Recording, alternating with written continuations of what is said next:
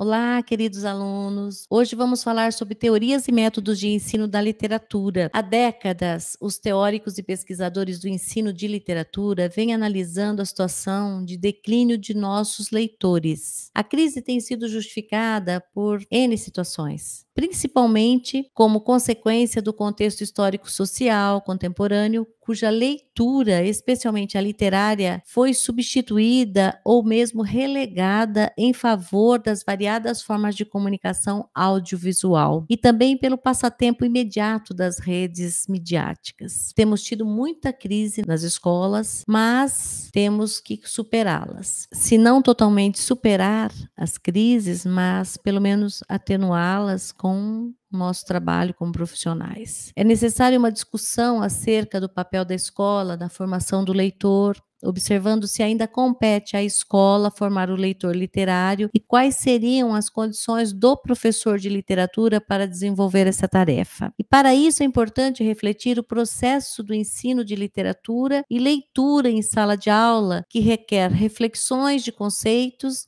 e nas práticas metodológicas para ultrapassar as metodologias convencionais ainda presentes no ensino. Qual a razão da importância da literatura? A literatura, ela é especialmente uma forma de o homem se conhecer melhor, pois é por meio da linguagem expressiva que as experiências de vida são apresentadas ao leitor. A arte literária, ela diverte e leva o indivíduo a conhecer o mundo e o ser humano quando ocorre a identificação com personagens, provoca emoção e a percepção com os diversos sentimentos universais, sejam nos textos narrativos, seja nos textos poéticos, em versos também, ou prosa poética. O filósofo grego Aristóteles afirma que arte é imitação, que arte imita a vida.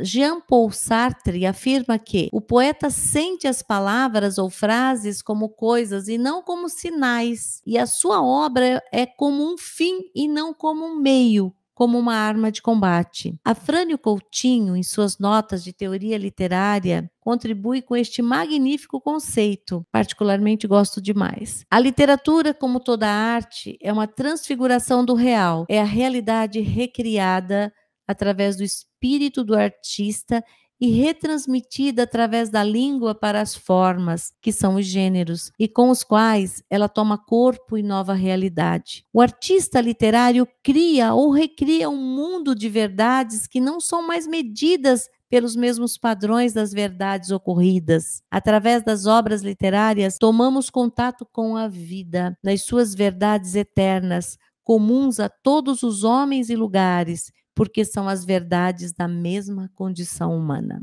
Diante desses conceitos, constata-se que a leitura de textos literários, concomitantemente com textos não literários, logicamente, possibilita o desenvolvimento do educando na elaboração de conceitos relativos ao estar no mundo e à interação com o outro, sobretudo na ampliação e domínio da linguagem oral e escrita, aspectos estes básicos para a conduta da cidadania. Alguns estudiosos destacam a importância do ato de leitura. Regina Zilberman e Ezequiel Teodoro da Silva afirmam: há que se ler literatura para romper o silêncio, desentravando, aceitando e retroalimentando os sentimentos e a inteligência do mundo. Neste contexto, a literatura se associa então à leitura. O indivíduo leitor, além de ampliar seu repertório linguístico e sua visão cultural, também adquire capacidade interpretativa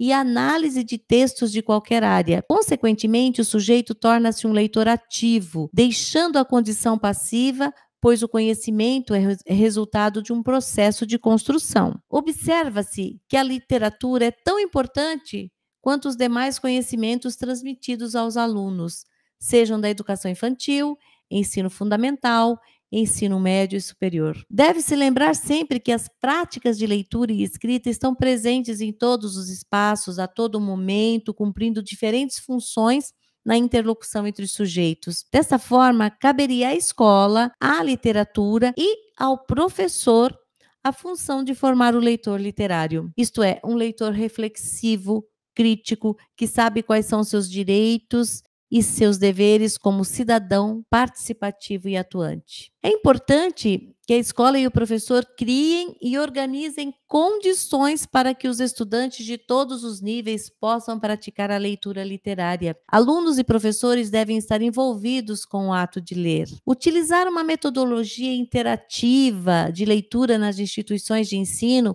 para que essa prática torne-se um hábito e um processo de aprendizagem onde a leitura possa ser desenvolvida juntamente com a compreensão e a interpretação por meios diversos. Angela Kleiman destaca que ninguém consegue fazer aquilo que é difícil demais, nem aquilo do qual não consegue extrair sentido. É preciso que haja um sentido. Marisa Lajolo diz que todas as atividades escolares das quais o texto participa precisam ter sentido para que o texto resguarde o seu significado maior. Segundo João Vanderlei Giraldi, o sucesso da leitura teria como primeiro passo trazer para a escola o prazer de ler e o respeito aos conhecimentos e leituras anteriores do aluno. Geralmente, nenhum leitor inicia o seu repertório de leituras pelos clássicos, o que significa que os professores devem estimular seus alunos a lerem o maior número de textos possíveis, mesmo que eles ainda não correspondam a todas as expectativas do professor. Devemos começar pela base e caminharmos paulatinamente para a leitura dos clássicos. Para guiar Vera Aguiar, Maria Glória Bordini, o esvaziamento do ensino de literatura se acentua, portanto, não só pelo pequeno domínio do conhecimento literário do professor, mas também pela falta de uma proposta metodológica que o embase. Ezequiel Teodoro da Silva afirma que o ensino de leitura sempre pressupõe 3 fatores: as finalidades, os conteúdos, que são os textos, e as pessoas envolvidas no processo. Ou seja, as características dos alunos e da turma a ser trabalhada. Sem a presença desses 3 fatores, o trabalho com a leitura, literatura, corre o risco de se tornar vazio ou um receituário, um modelo em que se repetem esquemas já prontos. Dessa forma, o trabalho com o texto literário passa pela constituição histórica da literatura, suas obras e composições e as figuras do professor e do aluno. Para tanto, é preciso que o ensino coloque tanto o aluno quanto o professor em contato com os textos literários, de modo que eles possam refletir e recriar a linguagem literária, construindo a formação de novos significados. Estudiosos preocupados com a formação de leitores lançaram algumas estratégias que desenvolvem sequência didática ou planejamento pelo professor com resultados positivos na escola. Observe, a obra Letramento Literário, Teoria e Prática, de Hildo Cosson, apresenta 2 exemplos de sequências, um para o ensino fundamental e outro para o ensino médio. Vale a pena dar uma olhadinha, uma estudadinha lá. Há 3 técnicas: a técnica da oficina, a técnica do andaime e a técnica do portfólio. A técnica da oficina, a primeira direcionada para o modo e lugar como os textos serão apresentados. A técnica do andaime, a segunda, para a troca de conhecimentos entre o professor e aluno sobre a obra. A técnica do portfólio, que é a terceira, para o registro das observações e atividades. Bem interessante, o tempo é curto para que sejam especificados com mais detalhes aqui essas técnicas, mas é muito, muito, muito bacana. As 3 técnicas apresentam-se válidas para a interação entre aluno, texto literário, professor, pois possibilitam o diálogo e a troca de experiência entre os envolvidos. A escola inteira se envolve, é muito interessante. A sequência básica compreende 4 etapas. Primeira, a motivação, que essa precisa ser muito, mas muito bem trabalhada, que é a preparação do aluno para a leitura do texto literário. Nunca dizer que o texto literário é um texto difícil de ser lido. Não. Introdução, apresentação do autor e da obra. É bastante interessante porque eles gostam de saber quem é o autor, quando foi escrito. Leitura, acompanhamento da leitura por parte do aluno e do professor. Isso é muito interessante, até em sala de aula dá para fazermos, porque eu tenho certeza disso, fica muito bom. Interpretação, que é a construção coletiva por parte de alunos e professores do sentido do texto. Então, ao término da leitura, às vezes nem chega ao término da leitura, nós já conseguimos fazer uma boa interpretação. Trabalhei esses dias atrás com os meus alunos de ensino fundamental 2, o texto, o livro Malala, foi muito interessante e usei aqui a técnica do Rio do Coção. Muito bom, foi um bom trabalho.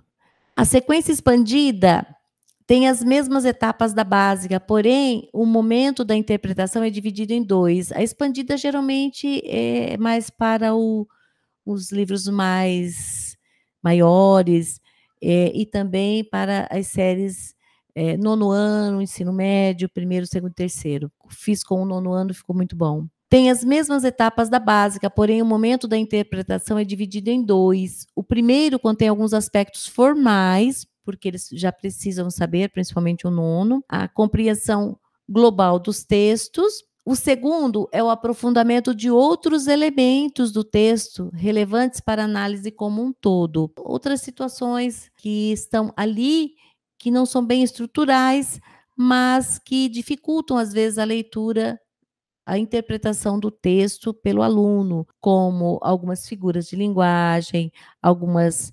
intertextualidades. Isso é muito interessante. Nesta sequência, Cosson destaca processos de intertextualidade, examinando diálogos com outras obras que antecedem, como as que a sucedem. Além do método sequencial de Cosson, há o método recepcional desenvolvido por Vera Aguiar e Maria da Glória Bordini, e descrito no livro Literatura, Formação do Leitor, Alternativas Metodológicas.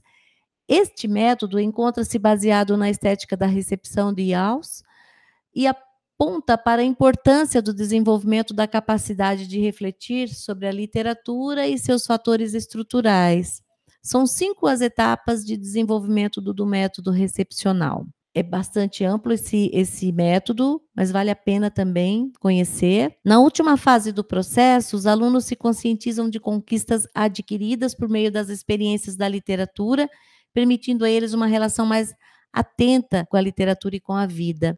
Os alunos maiores, ensino médio, fica muito interessante, e também os nossos graduandos da faculdade. É bem interessante aplicarmos esse método aqui sequencial, esse método recepcional da Aguiar e da Bordini. Na última fase, eles ficam conscientizados dessas conquistas. O livro Literatura na Escola, com propostas para o ensino fundamental, de Saraiva e de Hernani Muji, Juraci Saraiva e Hernani Muji, traz outras propostas fundamentadas na estética da recepção de Yaws também, e sua sequência não é muito diferente das duas já descritas.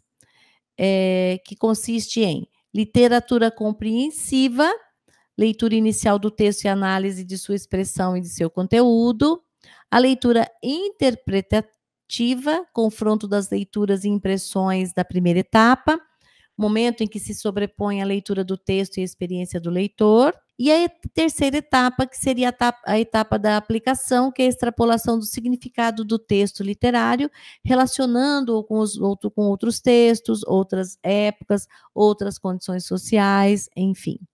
Esses procedimentos metodológicos possuem relação estreita com a recepção do leitor, a forma como esse leitor é conduzido a refletir criativa e criticamente sobre o universo que o rodeia. Os professores devem buscar novas metodologias para ter uma prática de leitura literária mais motivada. Assim, o aluno ele inicia uma relação mais significativa com o texto e, aos poucos, vai se criando o hábito que o estimulará a criatividade, a curiosidade, a capacidade de ler, interpretar e desenvolver conceitos em diferentes contextos sociais. Com persistência, muitos bons leitores serão formados. E aqui eu deixo a referência dos livros dos quais nós retiramos aqui essas sequências e as reflexões sobre a leitura, o texto literário e sua constituição, também os exemplos de metodologias apresentadas sucintamente aqui, tem como o objetivo contribuir para que o texto literário seja resgatado das prateleiras e voltem para as salas de aula, pois o gênero textual literário necessita participar da vida de nossos alunos de forma significativa.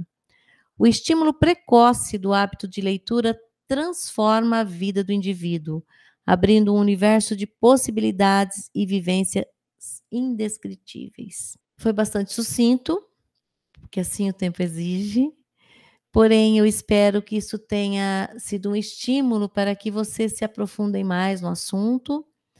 Além destes, há outras obras que tratam de metodologia do ensino da literatura. Espero que vocês sempre leiam os livros para tratar com os vossos alunos. Nós sabemos que há professores que leem um resumo e depois vão conversar com os alunos sobre a literatura, principalmente em alguns cursos rápidos para sanar algumas dificuldades para concursos ou mesmo para concursos vestibulares, mas se o professor não sentir o texto, se ele não viver toda a história, toda a narrativa e tudo que há dentro dela, todo o sentido que ela carrega, ele não conseguirá passar para os seus alunos.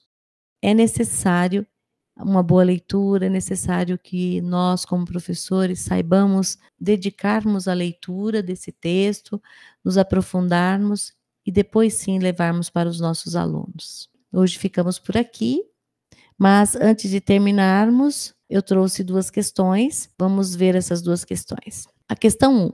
Na leitura, e essa é a primeira reflexão que quero fazer de qualquer obra literária, de qualquer texto que tenha por base a intensificação de valores, daquilo que chamamos de uma ou outra maneira aproximada de valores literários, existe sempre, como dizia o grande crítico Northrop Frye, a necessidade de conhecimento de 2 linguagens. Segundo ele, na leitura de qualquer poema é preciso conhecer 2 linguagens: a língua em que o poeta está escrevendo e a linguagem da própria poesia. A literatura nunca é apenas literatura. O que lemos como literatura é sempre mais. É história, psicologia, sociologia, tudo junto. Há sempre mais que literatura na literatura. No entanto, esses elementos ou níveis de representação da realidade são dados na literatura, pela eficácia da linguagem literária. No texto 2, nós temos fatores linguísticos, culturais, ideológicos, por exemplo, contribuem para modular a relação do leitor com o texto, num arco extenso que pode ir desde a rejeição ou a incompreensão mais absoluta até a adesão incondicional. Também conta a familiaridade que o leitor tem com o gênero literário, que igualmente pode regular o grau de exigência e de ingenuidade, de afastamento ou aproximação. Considerando os textos acima, é correto afirmar que os professores, vamos ver aqui, que os nossos professores, nós como professores, devem privilegiar no ensino médio o estudo de obras da literatura brasileira e portuguesa, a fim de preparar os alunos para o ingresso profissional na universidade. Devem adotar no ensino médio metodologias que privilegiam a história da literatura, porque elas incorporam contextos socioculturais que favorecem a compreensão da linguagem literária.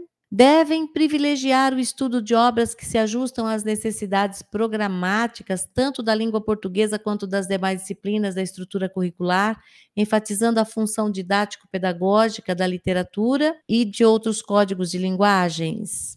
Será que privilegiar o estudo que se ajustam às necessidades programáticas? Será que só isso? Devem buscar a adequação de obras literárias a serem lidas, tomando como referência a idade dos alunos, a motivação e ainda o conteúdo programático a ser ministrado, favorecendo a interação entre a língua e a literatura? Ou devem adotar metodologias que privilegiam o contato direto com o texto literário e reflexões acerca das relações que o texto estabelece com outras áreas do conhecimento e com outros códigos e linguagens? Devem, sim, adotar metodologias que privilegiam contato direto com o texto literário e reflexões acerca das relações que o texto estabelece com as outras áreas do conhecimento e com os códigos e linguagens. Esta aqui é a que está correta, porque as demais, elas estão esquecendo que o texto literário, ele deve estar sempre perto de nossas reflexões. De toda relação, essa relação precisa ser muito bem cultivada, que é preciso que haja as reflexões possíveis, aquelas que são possíveis e até mesmo aquelas que nós buscamos dentro do texto e que às vezes não as encontramos naquele momento, mas em outro momento elas surgem repentinamente. Então, a correta seria a letra E, né? E adotar as metodologias que realmente privilegiem esse contato e que façam com que os alunos realmente conheçam esse texto. A questão 2, para se formar e poder exercer bem sua profissão, um médico precisa dominar os saberes científicos obtidos no curso universitário e os saberes da ação aprendidos durante o trabalho em hospitais, onde ele compartilha com médicos, enfermeiros o atendimento a pacientes. Se ele tiver somente o saber científico, pode até se tornar um bom conhecedor da medicina, mas jamais será um bom médico. Com os professores, ocorre situação semelhante. Sem a prática, o educador não será eficiente em sala de aula. Estabelecendo a analogia entre as ideias manifestadas pela especialista francesa no texto acima e a formação e prática do professor de literatura em sala de aula, depreende-se que este deve. Letra A. Relacionar os saberes científicos aos saberes da ação, o que lhe permite fazer opções pedagógicas e, ao aplicar domínios disponibilizados pela teoria, interferir nos objetivos definidores do conhecimento literário. Vamos ver as outras. Atualizar sua competência ao discutir, por exemplo, obras com as quais não teve contato em sua formação, o que permite uma relação simétrica entre professor e aluno, condição indispensável na análise crítica de obras literárias? Não. Essa relação simétrica entre professor e aluno e esse simples contato, apenas atualizar a competência discutindo um livro que ele não teve contato, que o professor não teve contato, realmente não pode. Porque o professor, apenas um resumo não dá ao professor a magnitude da obra literária por completo. Então, esta não. Reconhecer as diferenças entre o domínio das teorias e os métodos de ensino de literatura, mas concebê-los como irrelevantes frente ao acompanhamento do progresso e das dificuldades dos alunos em leituras de obras literárias. Também não, porque eles não são irrelevantes. É muito importante que nós valorizemos, né, os métodos de ensino da literatura. Usar com competência durante o ano todo o livro didático, do início ao fim, o qual proporciona o domínio teórico necessário para abordar o historicismo literário, indispensável ao entendimento de obras de qualquer gênero e época. Jamais. Conceber a formação teórica como instância de abstrações, composta de generalizações e conceitos obrigatórios nos curriculares universitários, mas distanciadas da prática escolar, também jamais. A letra A, vamos ver aqui, relacionar, sim, os saberes científicos aos saberes da ação. Nós não estamos falando em experiência de anos de trabalho, mas com metodologias, com o cuidado necessário, metodológico da ação, da prática, sim. Este deve ser muito bem cuidado. Não podemos, por exemplo, aplicar uma metodologia que esteja muito além daquele nível escolar, ou que esteja muito aquém, naquele mais além.